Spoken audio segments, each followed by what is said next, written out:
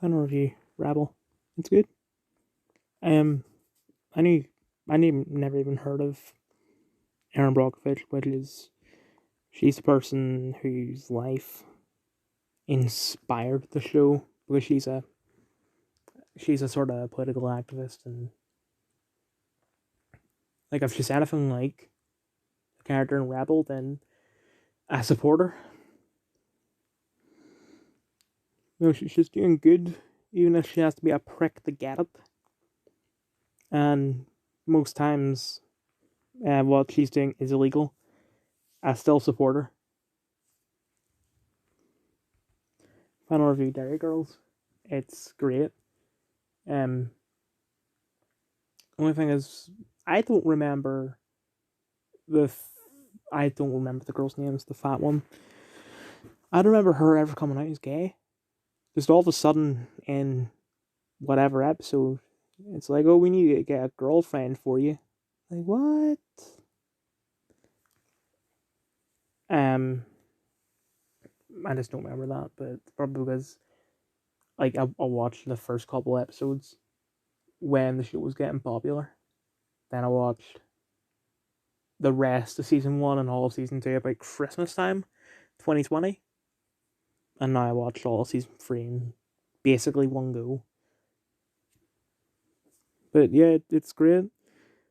Well, celebrities in it. It's surprising. However, there is one small problem. The fat girl I was talking about, let me just look and see what the name is. Claire. The girl who plays Claire is 35. Okay, it's not given her name or her age here, but she was born in 1987. She was 35 when the show ended, 31 when it started. So it's not like she went from her 20s to her 30s on the show. Because at least the people on Riverdale are doing that. Because like I'm pretty sure that one of the guys from Riverdale turns 30 this year. But at least he was in his mid 20s when it started.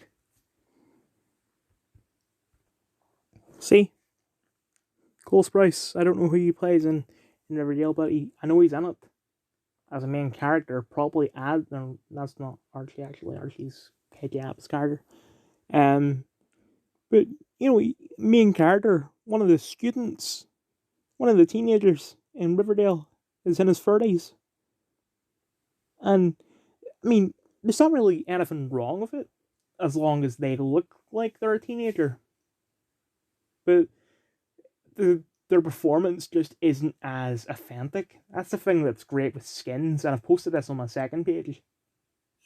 But Skins was just it's unbeatable because they got actual teenagers to play the teenagers. Because I mean,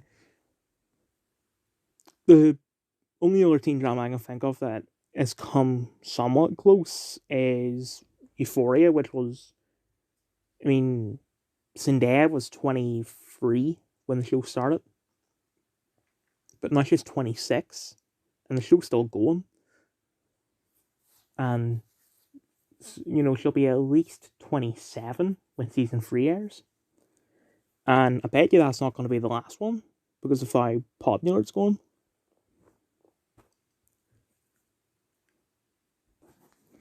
This Twitter as of 14 to 6 p.m. on Tuesday, the 24th of May 2022. So, Ricky Gervais dropped a comedy special, a stand up special on Netflix called Supernature, which I would be excited for if it weren't for the fact that I don't watch stand up comedy. But I bet you it's really good because Ricky is hilarious when he's not doing a character. Because like The Office, Extras, and Derek, I didn't like that. Like Afterlife was great, but it's not as funny as when he's being himself. Just look at the 2020 Golden Globes. But transphobic jokes. I feel like Netflix has had something similar before, kind of recently. Netflix is getting quite based here, allowing all these transphobic jokes. But I mean, it's Ricky Gervais. Why are you surprised? I want to hear what the joke is.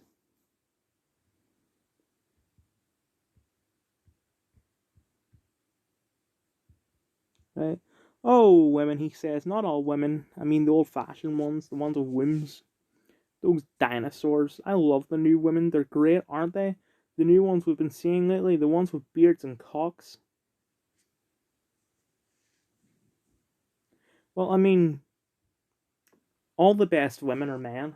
Just look at the swimming results. Number one for women in swimming is a man. So you can't predict what will be offensive in the future. You don't know who the dominant mob is. The worst thing you can say today is women don't have penises, right? That's true. Currently, you get cancelled for saying stuff like that, but in the future, it might be the complete opposite, where you get cancelled for saying that trans women are women. In real life, I support trans rights. Yeah, I mean, Ricky supports trans rights. It's not. He's not being transphobic. He's just making a joke, and I think most of the trans community know that it's a joke and that Ricky actually supports them. It's the non-trans people that are being offended for trans people that are making a big deal out of it. But I think there was something else he said that I just missed it. Oh no, I didn't actually. But I bet we're gonna have the same thing that we had with Dave Chappelle, where people try and protest Netflix and it doesn't really work out. But I mean, if you protest Netflix and Netflix ends up losing money like it's doing right now, you realize that all your favorite shows will end. They won't get a proper goodbye.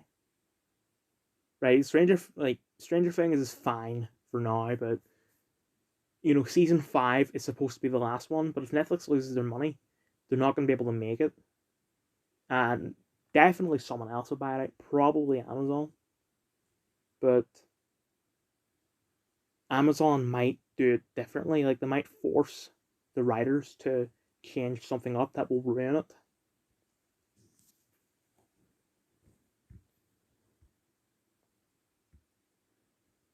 Right? It's celebrities that know we're pansexual. Is that Jojo Siwa? I don't know how you pronounce your name. Jojo Siwa? Yes, I think that is. Okay, Cara Delevingne I knew was pansexual. Um, but I wouldn't consider Jojo Siwa pansexual. Or sorry. Okay, someone's phone was going off in the background there. Sorry, I didn't mean don't consider her pansexual. I mean I don't consider her a celebrity. She's what, a YouTuber? Okay, well, she had a role in the Angry Birds movie that I've never seen. Well done. I've been an extra in a show and a movie. Does that make me a celebrity? Why is Jeremy Corbyn trending? Isn't he no longer the?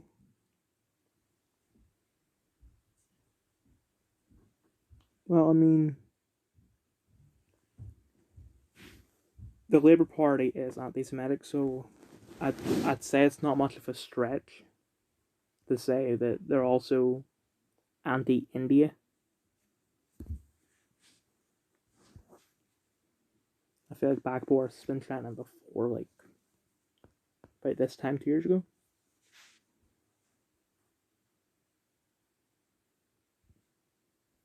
More Partygate stuff. Right, can we just please stop talking about Partygate? There are much better things that you could be taking down Boris for, but you're just not because you're pissed off at Partygate. Scum Media. Now this was definitely trending close to 2 years ago. Let me see when it was.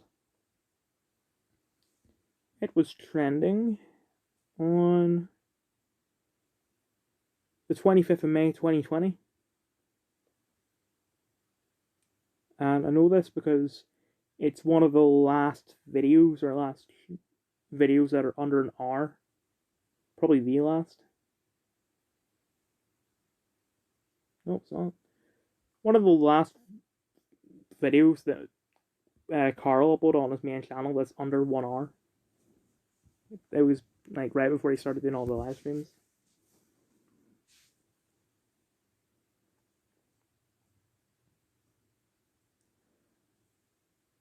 Billy, don't be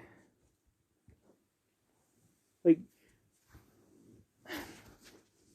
I know you can't really control it, and well, can't control you being offended. I'm not talking about her not being able to control her text. Obviously, she can't, but you probably can't control whether you're offended or not. But if you just don't be offended at it, then you'll be happier. Also, I really hope that we don't have another. I just remember this by like Dave Chappelle had two specials on Netflix. The first one, there was a trans woman in the front row who is a comedian. Or this was before that special. Uh, right. Dave met a trans woman comedian and thought that she was funny. So much so to the point where one of his stand-ups opened up with her because he had opening acts at stand-up. But she was terrible at it.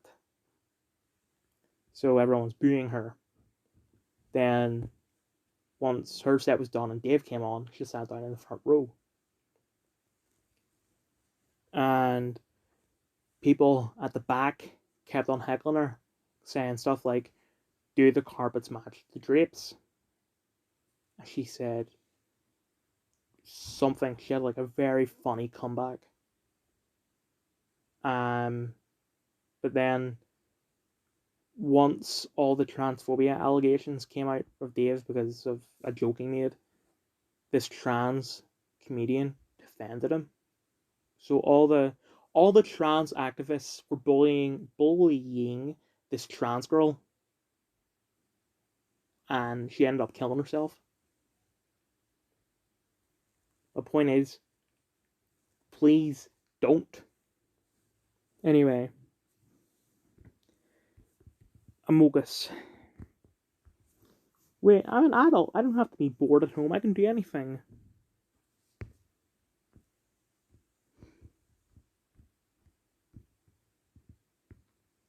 Suspect behind swastika graffiti in Brooklyn, New York, targeting a Jew belong campaign about the Holocaust, revealed to be a 45-year-old Jewish woman. Okay, so it was all a lie. Like that episode of Brooklyn Nine-Nine that I posted about in my story.